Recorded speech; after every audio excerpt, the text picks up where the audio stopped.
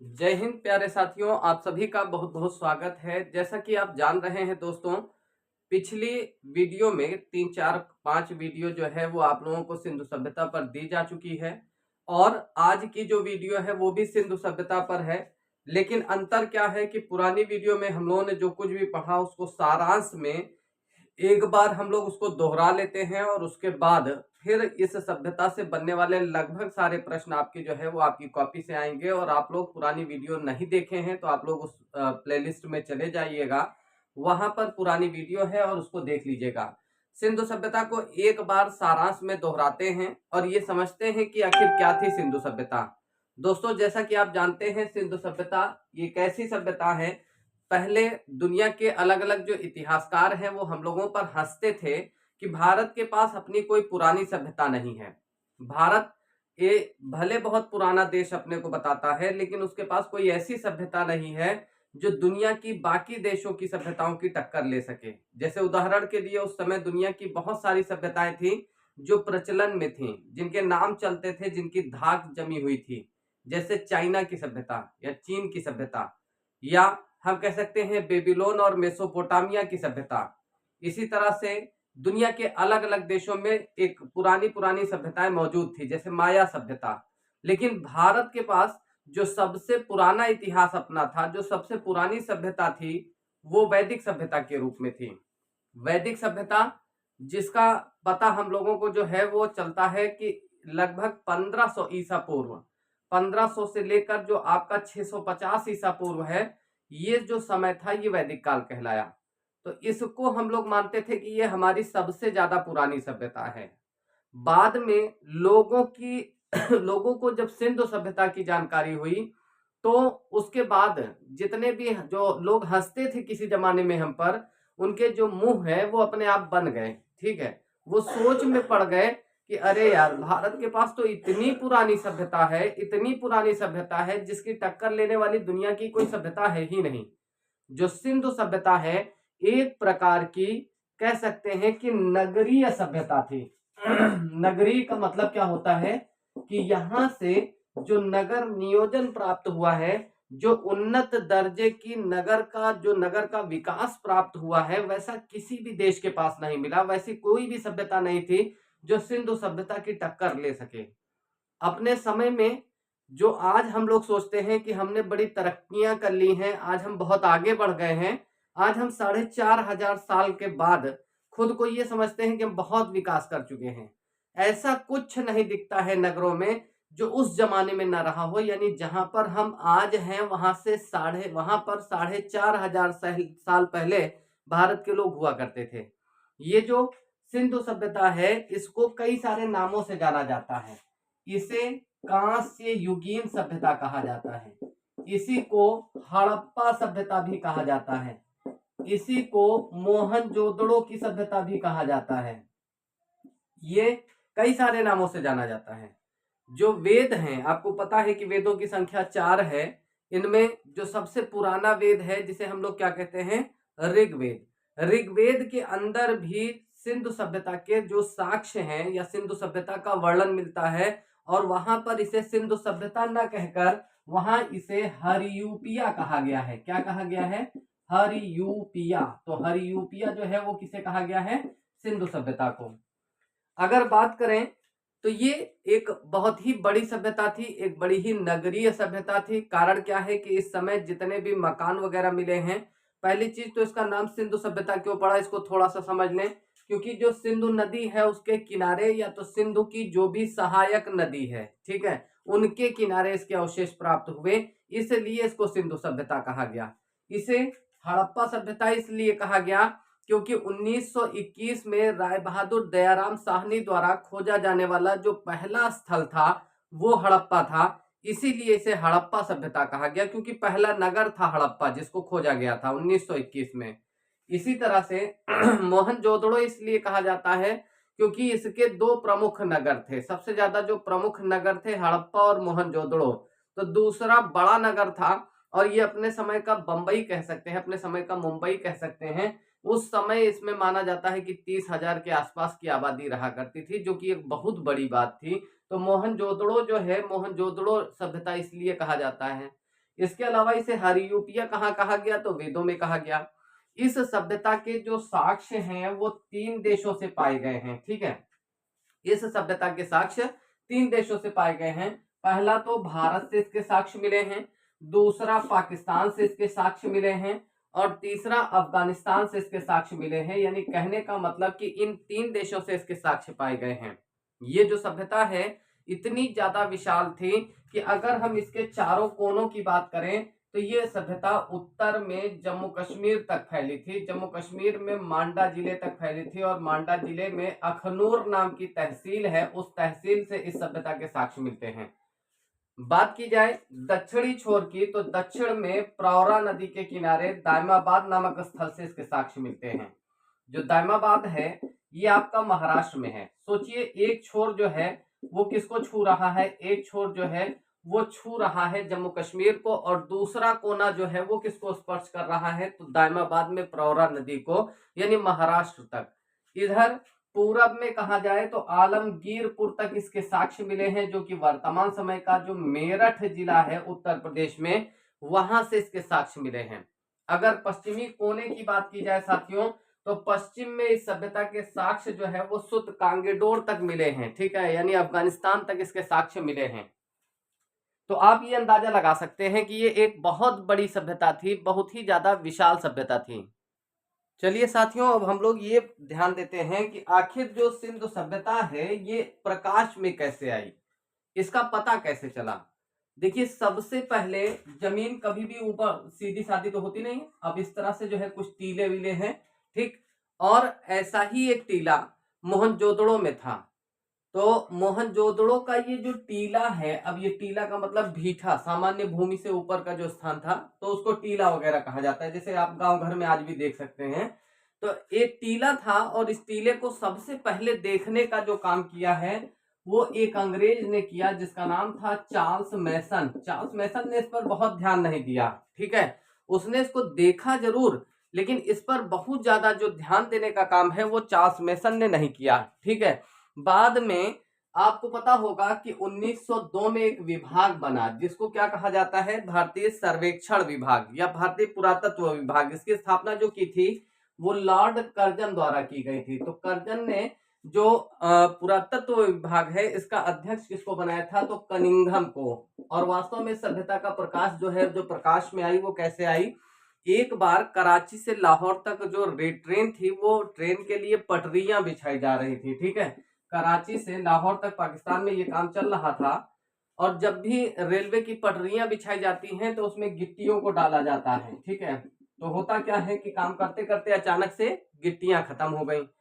जो वहां पर काम करने वाला मजदूर तबका था उसने कहा कि साहब ऐसा है, जो ये काम करा कौन रहा था, तो 2 भाई करा रहे थे, जिनको ब्रंटन बंधु कहा जाता है, यानी ब्रंटन भाई, ठीक है। अब इसमें एक तो थे जिनका नाम था विलियम ब्रंटन, और दूसरे का नाम था आपका विलियम ब्रंटन। 2 भाई थे ब्रंटन ब्रंटन करके, एक विलियम ब्रंटन है, एक जॉन ब्रंटन है। इन दोनों भाइयों ने क्या किया था, इसका काम शुरू किया था।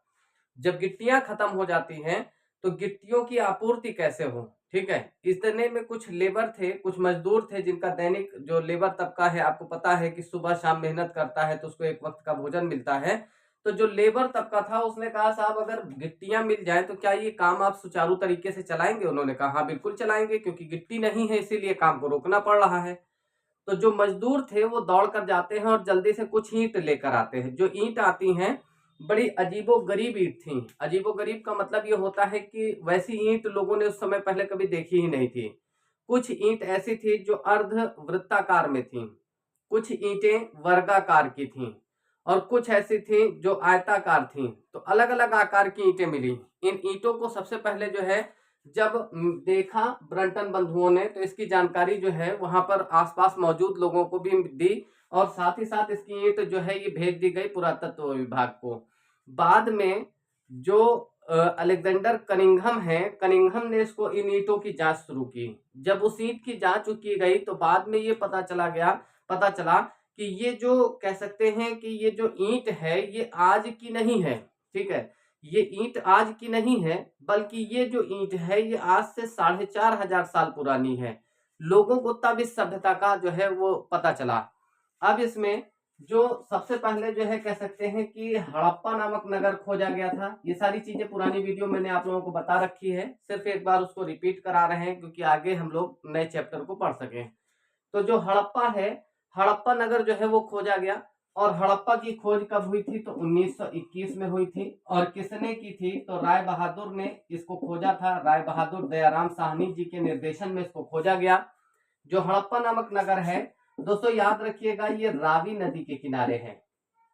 सवाल कई बार पूछा है कि हड़प्पा जो नगर है ये वर्तमान समय में पाकिस्तान में है और पंजाब प्रांत में है। ठीक है, हड़प्पा कहां पर है? तो पंजाब में है, पाकिस्तान में। तो हड़प्पा नामक नगर को खोजा गया। और किसने खोजा? तो राय बहादुर दयाराम साहनी ने। अगर वर्ष पूछ लेता है तो 1921 में। इसके बाद जो यहां से क्या हुआ कि यहां से कई सारी चीजें मिली, काफी सारी चीजें मिली जब खुदाई हुई। जैसे RS-37 नाम का एक कब्रिस्तान मिला। ये एक ऐसा कब्रिस्तान था जिसकी आकृति आर आकार की थी। जैसे ये देखिए एक आर आकार की है और इसमें 37 कब्र हैं। तो 37 कब्र 37, तो 37 कब्रों के होने के कारण ये पता चला कि ये तो एक कब्रिस्तान है जिसकी आकृति आर आकार की है। कैसी है? आर आकार की। और 37 कब्र है तो इसका नाम ही यही रख दिया गया, RS-37। इसी तरह से बहुत सारी चीजें जैसे विशाल अन्नागार मिला, ठीक है, और भी बाकी चीजें मिली। तो धीरे धीरे करके सभ्यता का जो है वो पता चलता है। अब हम लोग आगे की तरफ बढ़ते हैं और चीजों को और समझते हैं। देखिए, ये एक बड़ी सभ्यता थी और इसकी अगर आकृति की बात की जाए, जब हम लोग इसके चारों कोनों को मिलाते थे तो वो त्रिभुजाकार बनती थी। क्षेत्रफल की अगर बात की जाए तो लगभग 20,000 वर्ग किलोमीटर में फैली थी। और जब विभाजन हो गया भारत और पाकिस्तान का, तो उसके विभाजन के बाद जो है कह सकते हैं 12 लाख वर्ग किलोमीटर तक फैली रही। यानी भारत के भीतर जो है इसका जो क्षेत्र पाया गया वो लगभग 12 लाख किलोमीटर। ठीक है, तो ये चीज याद रखना है कि कुल लगभग 20 लाख वर्ग किलोमीटर तक फैली हुई सभ्यता थी। इसके जो सबसे ज्यादा स्थल पाए गए, पूछा जाए 3 देशों में फैली थी। जैसे भारत में भी इसके साक्ष्य मिले हैं, पाकिस्तान से भी मिले हैं, उधर आपका जो है अफगानिस्तान से भी मिले हैं। लेकिन इनमें सबसे ज्यादा जो है साक्ष्य कहाँ से मिले हैं? तो सबसे ज्यादा जो स्थल है सिंधु सभ्यता के वो भारत से प्राप्त हुए हैं। अगर कहता है कि भारत में सबसे ज्यादा स्थल कहाँ से मिले हैं, तो गुजरात राज्य से मिले हैं। आकृति की बात करता है कैसी थी? तो त्रिभुजाकार। ठीक है, तो इसको याद रखिएगा। मोहनजोदड़ो का अर्थ क्या होता है? तो मृतकों का टीला या प्रेतों का टीला। मोहनजोदड़ो की बात आ गई है तो ध्यान रखिएगा ये जो नगर है मोहनजोदड़ो, ये दूसरा बड़ा खास नगर था। ठीक है, जोदड़ो, ठीक है, ये दूसरा सबसे खास नगर था। इसकी आबादी माना जाता है कि लगभग 30,000 के आसपास उस जमाने में थी। यानी आज के समय में सोचिए कि आज से 4,500 साल पहले कहीं पर अगर 20 से 30,000 आदमी एक साथ रहते हैं तो ये बहुत बड़ी बात है। ये जो मोहनजोदड़ो है दोस्तों, ये रावी नदी के किनारे था। पूछा जाए किस नदी के किनारे था, अक्सर नदियों के नाम पूछ लेता है कि कौन सा सिंधु स्थल है, तो ये जो है रावी नदी के किनारे था। और अगर इसकी लोकेशन की बात की जाए तो ये भी पाकिस्तान में है। और पाकिस्तान का जो पंजाब प्रांत है, पंजाब प्रांत में ये स्थान आज भी मौजूद है। ठीक है, तो ये चीज याद रखिएगा। लरकाना जिला, इसको नाम बदल गया है, क्या कहते हैं इसको? लरकाना कहते हैं। तो लरकाना जिले से इसके साक्ष्य मिले हैं। यहां से कई सारी चीजें मिली जिनसे सभ्यता की भव्यता का पता चलता है। जैसे उदाहरण के लिए कांसे की एक नृत्यांगना या कांसे की देवदासी की मूर्ति प्राप्त हुई। इसी तरह से जहाज के निशान वाली मुहर प्राप्त हुई है। और साथ ही साथ ये सारी चीजें मैंने आपको पुरानी वीडियो में बता रखी हैं, आप लोग एक बार उसको देख लीजिएगा। अगर नहीं देखा है प्लेलिस्ट में चले जाइएगा, सारी वीडियो आपको लाइन से मिल जाएगी। ठीक है, ये जो सभ्यता थी एक तरह की मात्र सत्तात्मक सभ्यता थी, यानी माता का जो वर्चस्व है वो ज्यादा होता था। और मोहनजोदड़ो जो है इसकी बात कर रहे हैं, यहाँ पर जहाज के निशान वाली मुहर प्राप्त हुई है। साथ ही साथ एक विशाल स्नानागार, एक ऐसा टेक्निकल इतना बेहतरीन तरीके से बनाया गया स्नानागार मिला है। इस स्नानागार की खासियत क्या थी कि ये जो स्नानागार था इसमें पुरुषों के लिए अलग से जो है स्नान करने की व्यवस्था, महिलाओं के लिए अलग से स्नान करने की व्यवस्था, फिर उसके बाद लोगों के लिए सीढ़ियां बनी थी, लोग सीढ़ी के माध्यम से जल तक जाते थे। पानी को निकालने की भी व्यवस्था अच्छी थी, उसके साथ साथ पानी की आपूर्ति की व्यवस्था भी अच्छी थी। जो स्नानागार है उससे लगी हुई नालियां निकाली गई थी और वो नालियां आगे जाती थी, बड़े नालों में मिलती थी और वो बड़े नाले जाकर नदियों में मिल जाया करते थे। कहने का तात्पर्य ये है कि बहुत बेहतरीन सिस्टम जो है वो आपको देखने को मिला है, ठीक है यहाँ पर। और इसको अपने वक्त का जो स्नानागार है इसे अपने समय का आश्चर्य माना गया है, यानी अपने काल का इसको आश्चर्य कहा गया है, ठीक है। सिंधु सभ्यता में एक विशेष नगर और जिसकी चर्चा करना बहुत जरूरी है, जैसे आपका लोथल। ये जो लोथल नाम का नगर है दोस्तों, ये आपका गुजरात राज्य में है। लोथल कहाँ पर है? तो गुजरात राज्य में। इसकी खासियत क्या थी? ये एक प्रकार का बंदरगाह नगर था। बंदरगाह का मतलब होता है कि यहाँ से चीजों को इंपोर्ट और एक्सपोर्ट किया जाता था, आयात और निर्यात का काम होता था लोथल से। जो लोथल नगर है गुजरात में है, और सवाल कई बार पूछा गया है कि ये किस नदी के किनारे है। तो दोस्तों याद रखिएगा, भोगवा नदी के किनारे ये था, ठीक है। लोथल की जो खोज है वो SR राव द्वारा इसको खोजा गया था। तो ये एक विशेष बात आप लोग ध्यान रखिएगा। साथ ही एक नगर है जिसको हम लोग कालीबंगा कहते हैं। क्या कहते हैं? अगला नगर जो है कालीबंगा। ये सब डिटेल में मैंने बता रखा है, जिन लोगों ने नहीं देखा है वीडियो उसको जाकर देख सकते हैं। जो कालीबंगा है ये राजस्थान में है, ठीक है, राजस्थान में। अब ये जो कालीबंगा है राजस्थान के अंदर है, और जिले का नाम अगर पूछा जाए तो हनुमानगढ़ी जिला है वहां पर। कालीबंगा जो है वो हनुमानगढ़ी जिले में है। और अगर कहता है कालीबंगा का अर्थ क्या होता है, तो इसका अर्थ होता है काले रंग की चूड़ियां, ठीक है। कालीबंगा से जुते हुए जो खेत हैं, खेत मिले हैं, और वो भी कैसे जुताई की गई है उन खेतों की, ठीक है। तो जुताई किए हुए खेत जो है वो कहाँ से मिले हैं? वो आपका कालीबंगा नामक स्थल से मिले हैं, ठीक है। इतनी सारी चीजें आप लोग याद रखेंगे। साथ ही साथ अब यहाँ पर देखिए एक विशेष बात और ध्यान रखिएगा कि काफी ज्यादा उन्नत सभ्यता थी। अगर नगर नियोजन की बात करें तो यहाँ पर जो सड़कें होती थी, ये सड़कें एक दूसरे को 90 डिग्री पर काटती थी। अब ये देखिए 90 डिग्री का कोण बन रहा है ना, तो यहाँ पर कह सकते हैं इसको चौराहा कहा जाता था। ये हो गया चौराहा, ठीक। तो आज भी है चौराहे कि वहां पर 4 सड़कें होती हैं, एक उत्तर को गई है, एक दक्षिण को गई है, एक पूरब को गई है, एक पश्चिम को गई है। तो चौराहे जो है, ये चौराहा सिस्टम आज नहीं था, आज से 4,500 साल पहले हमारे यहाँ था। इसी तरह से जितने भी मकान मिले हैं, वो सारे मकानों के जो दरवाजे हैं दोस्तों, वो जो है हमेशा हर जगह देखा गया है कि वो सामने की तरफ नहीं खुलते थे, सड़क की तरफ नहीं खुलते थे, बल्कि पीछे की साइड में खुलते थे, ठीक है।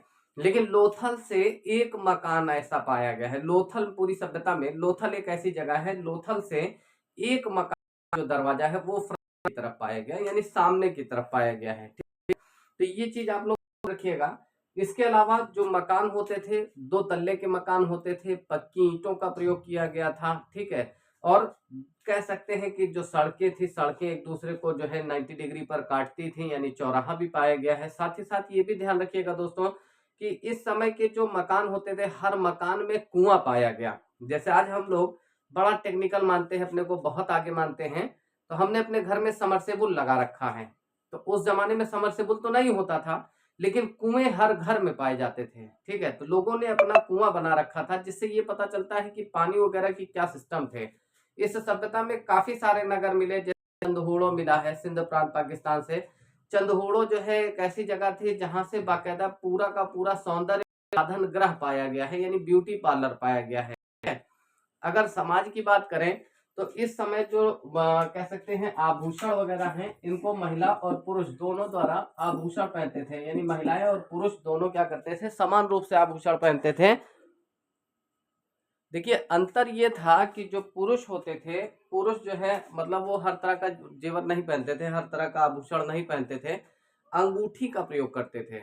और जो पगड़ी होती थी उसको समाज में सम्मान का स्वरूप माना जाता था, या सम्मान का प्रतीक माना जाता था। जैसे धनाढ्य आदमी है तो वो पगड़ी पहनेगा, ठीक है। और सिंधु सभ्यता के जो नगरों की बात की जाए तो उसमें मैंने आप लोगों को पहले बताया है, पुरानी वीडियो में सारी चीजें मैंने डिटेल से बताई। आज सिर्फ एक बार रिपीट करा रहा हूँ आप लोगों को। आप लोगों को ये ध्यान रखना है कि जो पहले पढ़ाया है उससे बाहर क्वेश्चन नहीं आएंगे, और आप लोग बस पुरानी वीडियो अगर जो है देख लेंगे प्लेलिस्ट में जाकर, तो आपका ये सारा का सारा टॉपिक जो है वो तैयार हो जाएगा।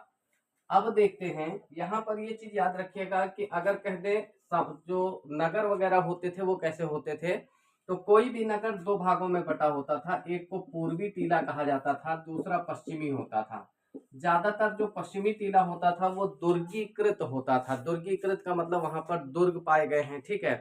तो ये चीज याद रखिएगा कि दुर्गीकृत होता था, ठीक है। इस सभ्यता में क्या होता था कि लोथल जो मैंने आपको बताया, तो वहां से जो है कह सकते हैं शतरंज के बोर्ड के नमूने भी मिले हैं, इस चीज को भी याद रखिएगा।